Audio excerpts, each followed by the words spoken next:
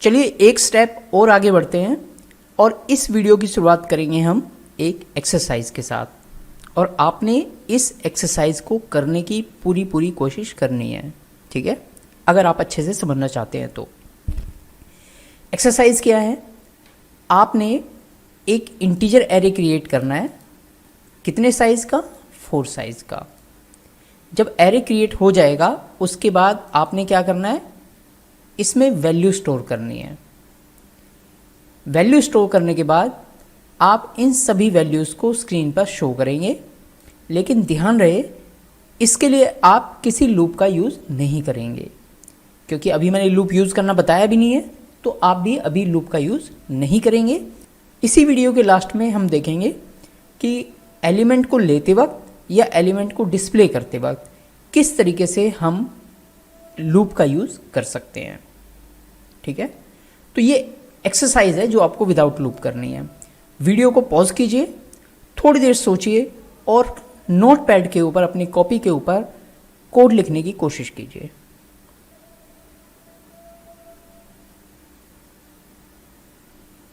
I hope कि आपने कुछ कोड लिखा होगा। चलिए देख लेते हैं कि किस तरीके से हम इस एक्सरसाइज को कंप्लीट करेंगे। देखिए इस एक्सरसाइज में सबसे पहली लाइन है create an integer array with size 4। हमें 4 साइज का इंटीजर एरे क्रिएट करना है, ठीक है। अब इसके लिए मैंने क्या किया, मैंने अपने कोड के अंदर लिखा इंट स्क्वायर ब्रैकेट ARR। अब बताइए इससे क्या होगा, इससे एरे क्रिएट हो जाएगा? आंसर इज नो, क्योंकि इससे पहले वाली वीडियोस के अंदर हम देख चुके हैं कि जब आप ये स्टेटमेंट लिखते हैं तो इससे एरे क्रिएट नहीं होता है। इससे क्या होता है, ARR एक वेरिएबल है जो किस टाइप की वैल्यू होल्ड करेगा, जो इंटीजर एरे होल्ड करेगा। इंटीजर नहीं, इंटीजर एरे, और करेगा, अभी कर भी नहीं रहा, ठीक है। तो इस स्टेटमेंट से तो सिर्फ स्टैक मेमोरी के अंदर एक वेरिएबल बन जाएगा ARR और इसे एक स्पेस असाइन हो जाएगा जो क्या स्टोर करेगा, इंटीजर एरे स्टोर करेगा, इंटीजर नहीं, ठीक है। तो जब आप ये स्टेटमेंट लिखेंगे तो इससे सिर्फ एक वेरिएबल बना जो इंटीजर एरे होल्ड करेगा। लेकिन क्वेश्चन में कहा है कि हमें एक इंटीजर एरे बनाना है, ठीक है। तो अब एरे कैसे बनाएं, तो एरे बनाने के लिए हम लिखेंगे न्यू इंट और स्क्वायर ब्रैकेट के अंदर जिस साइज का एरे बनाना है, हमें 4 साइज का बनाना है तो हमने मेंशन कर दिया 4। तो जब आप ये स्टेटमेंट लिखते हैं इससे क्या होगा, हीप मेमोरी के अंदर, क्योंकि जो भी चीज़ न्यू से क्रिएट होगी वो कहाँ बनेगी, हीप मेमोरी में। तो हीप मेमोरी में एक एरे क्रिएट हो जाएगा इस तरीके से। इसमें 4 पोजीशन होगी, 1 2 3 4। हर एक पोजीशन की एक इंडेक्स पोजीशन होगी जो 0 से स्टार्ट होगी और साइज से एक कम तक यानी 3 तक जाएगी, ठीक है। क्योंकि इंटीजर टाइप का एरे है और एरे की डिफ़ॉल्ट वैल्यू होती है, तो हर एक पोजीशन पर इसकी डिफ़ॉल्ट वैल्यू आ जाएगी 0 0 0 0। जब ये एरे क्रिएट हो जाएगा तो इसका एक बिट पैटर्न असाइन हो जाएगा, यानी इस ऑब्जेक्ट तक पहुंचने का रास्ता, ठीक है। ये राइट हैंड साइड का एग्जीक्यूट हो गया। राइट हैंड साइड का एग्जीक्यूट होने के बाद ये वैल्यू किसे असाइन हो जाएगी, लेफ्ट हैंड को। लेफ्ट हैंड को असाइन होने का मतलब ये नहीं है कि ये एरे उठेगा और इसमें चला जाएगा, इसका सिर्फ बिट पैटर्न जा करके यहाँ पे स्टोर हो जाएगा, यानी अब ARR इस एरे को रेफर करना स्टार्ट कर देगा। तो इतना करने से हमारे क्वेश्चन का first part create an int array with size 4 complete हो चुका है, क्योंकि हमने 4 साइज का इंट एरे क्रिएट कर दिया है। नेक्स्ट क्या है, पॉपुलेट इट विद वैल्यूज़, यानी ये जो एरे क्रिएट हुआ है इसके अंदर वैल्यू स्टोर करनी है। अब आप मुझे बताइए, मान लीजिए मुझे यहाँ पर 12 स्टोर करना है। ARR की कौन सी पोजीशन में स्टोर करना है, ARR की 0 पोजीशन में स्टोर करना है।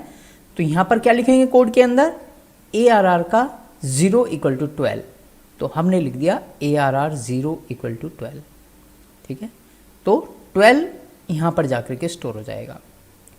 अब मान लीजिए यहाँ पर मुझे स्टोर करना है 44, तो क्या लिखूँ, ARR की 1 पोजीशन पर, तो मैंने लिख दिया ARR1 इक्वल टू 44। यहाँ पर मुझे 11 स्टोर करना है, तो क्या लिखें, ARR का 2 इक्वल टू 11।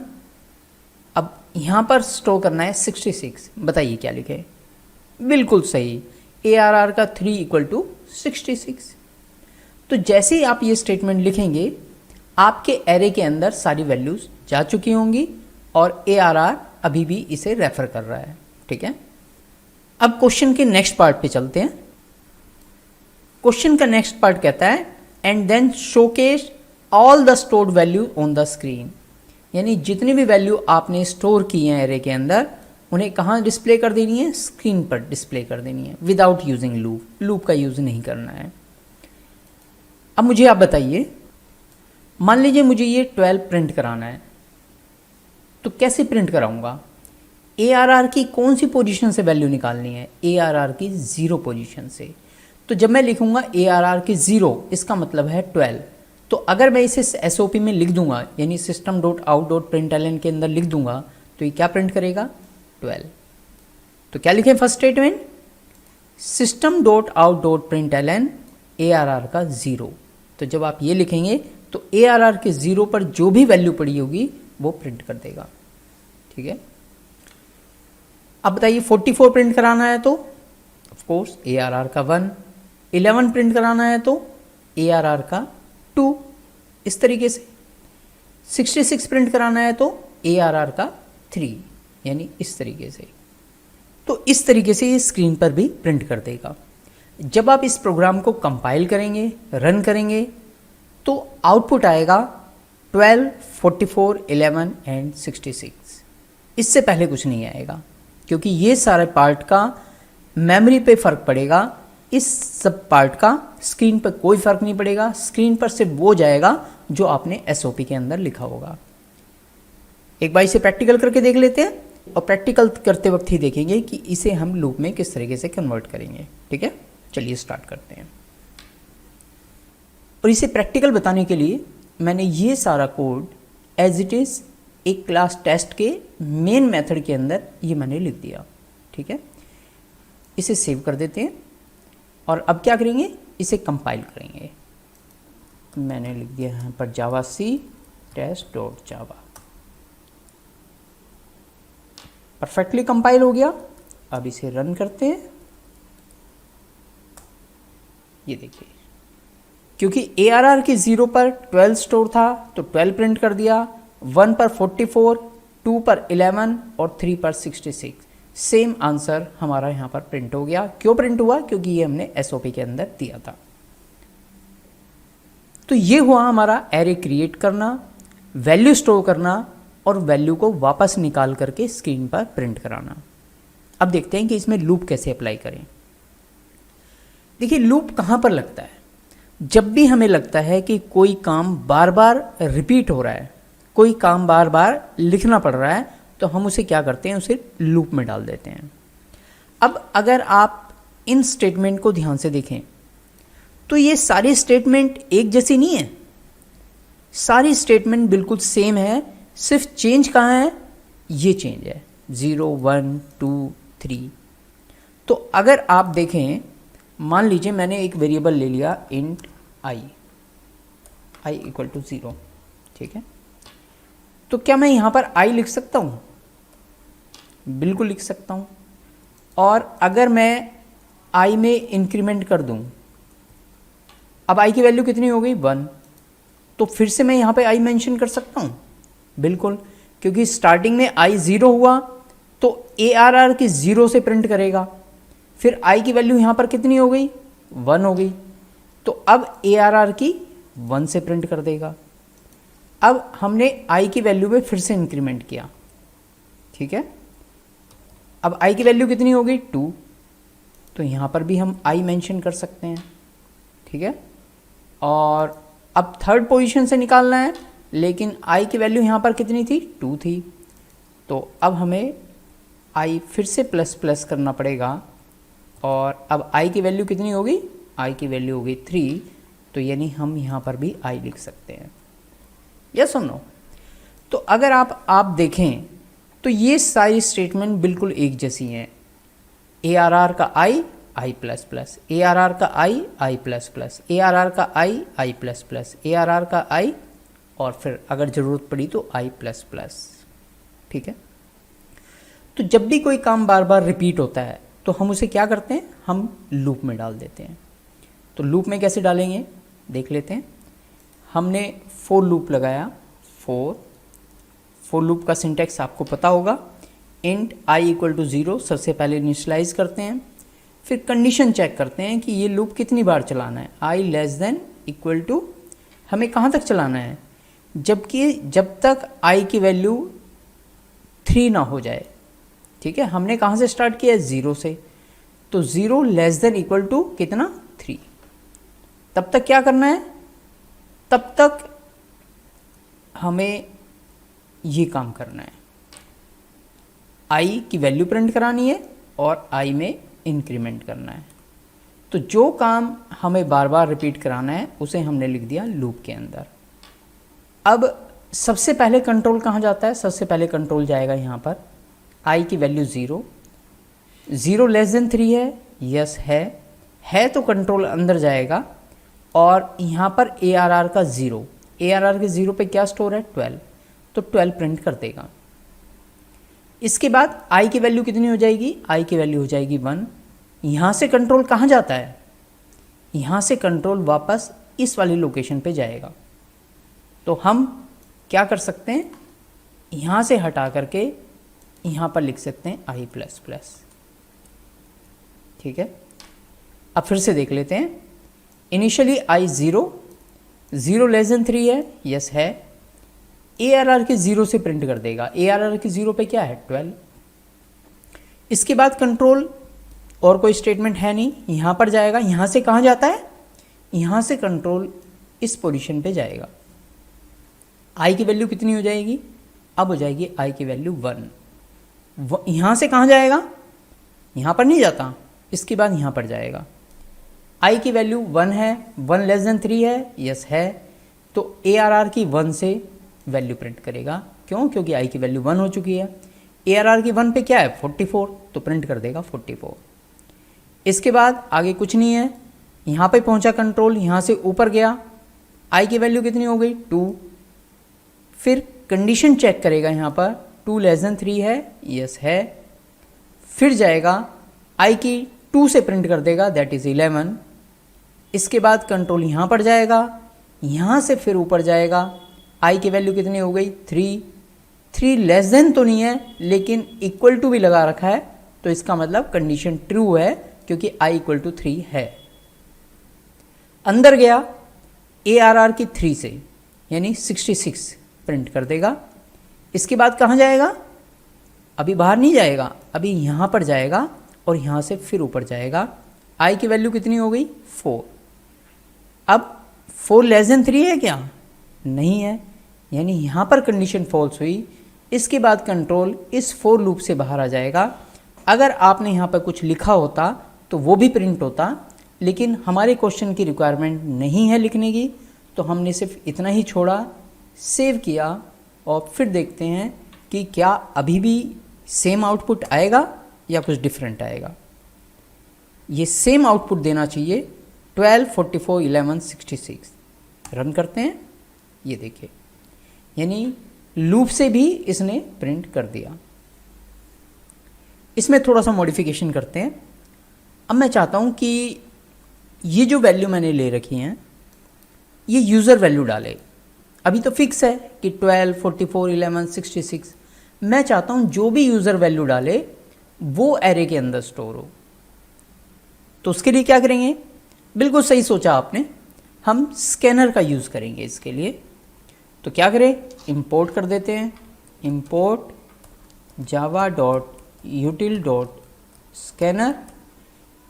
इससे क्या होगा, स्कैनर क्लास आपके पास यूज़ होने के लिए अवेलेबल हो जाएगी, लेकिन हमें इसका ऑब्जेक्ट बनाना पड़ेगा। Scanner input equal to new scanner. इससे कनेक्शन बन गया, लेकिन कर्सर इससे नहीं आएगा। ये जो भी वेरिएबल का नाम दिया, ये कुछ और भी हो सकता था, मैंने इनपुट लिखा है। इसका यूज़ करके आप कर्सर ला सकते हैं। कैसे लिखेंगे, input dot next int. Next int क्यों? क्योंकि इंटीजर वैल्यू लेनी है, ठीक है। तो इस स्टेटमेंट से कर्सर आएगा, कहाँ आएगा? स्क्रीन पर आएगा। जो वैल्यू डालोगे आप वो जा करके यहाँ पर स्टोर होगी। इसी तरीके से अगर वन पोजीशन पर भी वैल्यू लेनी है तो हमें सेम स्टेटमेंट लिखनी पड़ेगी। मैं फटाफट लिख देता हूँ। अब देखते हैं इससे क्या होगा। इससे वही एक ARR बनेगा। इस स्टेटमेंट से एरे क्रिएट हो जाएगा, लेकिन अब वैल्यूज़ जाने के लिए हमने लिखा ARR 0 input dot next int. तो इसका मतलब स्क्रीन पर कर्सर आएगा, जो वैल्यू आप डालोगे वो अब ARR के 0 पे जाएगा, ठीक है। यानी जब आप वैल्यू डालोगे वो भी डिस्प्ले हो रही होंगी, क्योंकि जब आप एंटर करोगे तो वो दिखाई देंगी, और वैल्यू जब सारी डाल दोगे उसके बाद ये प्रिंट भी करेगा। यानी आपको ऐसा लगेगा कि 12, 44, 11, 66 दो बार प्रिंट हुआ। दो बार क्यों होगा? क्योंकि एक बार तो आपने डाला, दूसरी बार ये लूप चलेगा। देख लेते हैं, एक बार रन करके देखते हैं तो मैं आपको बताता हूँ। ये स्क्रीन क्लियर कर लेते हैं। ये देखिए, अब मैंने पहले इसे सेव कर दिया और इस प्रोग्राम को कंपाइल किया। ओह, मैंने गलती से इसे टेस्ट के अंदर लिख दिया है, ये बाहर आएगा यहाँ पर, ठीक है। सेव कर देते हैं। स्क्रीन क्लियर, कंपाइल कर लेते हैं। अब इसे रन करेंगे, जावा टेस्ट। अब देखिए, जैसे ही मैं एंटर प्रेस करूँगा वो ये काम कर देगा, ये काम कर देगा अपने आप, और इस स्टेटमेंट से यहाँ पर कर्सर ले आएगा ताकि मैं वैल्यू डालूँ। वो ये काम करके अब कर्सर ले आया है यहाँ पर और वेट कर रहा है कि मैं कुछ वैल्यू डालूँ। जैसे ही मैंने वैल्यू डाली, मान लीजिए मैंने डाल दी 11, कहाँ जाके चली गई ये?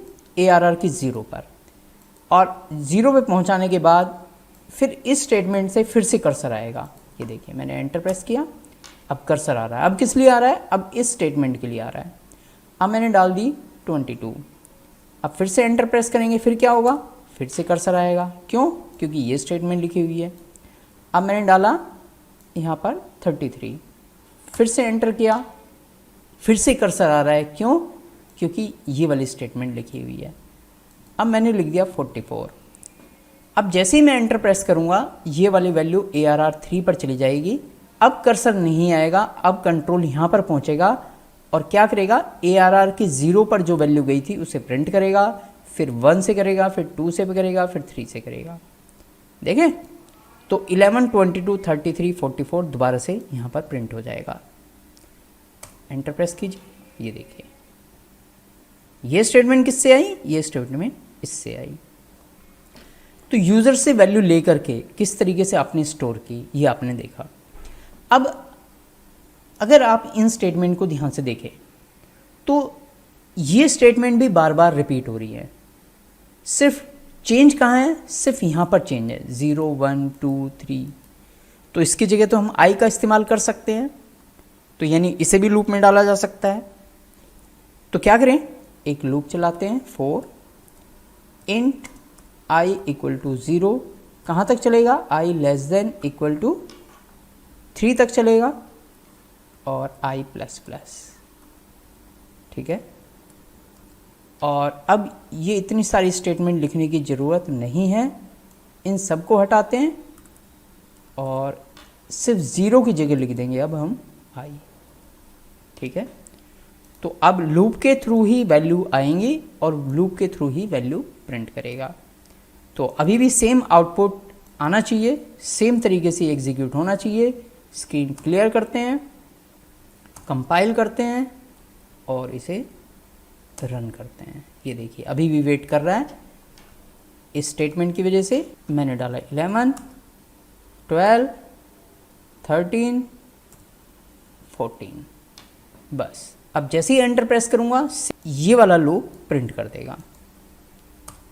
ये देखिए, 11, 12, 13, 14।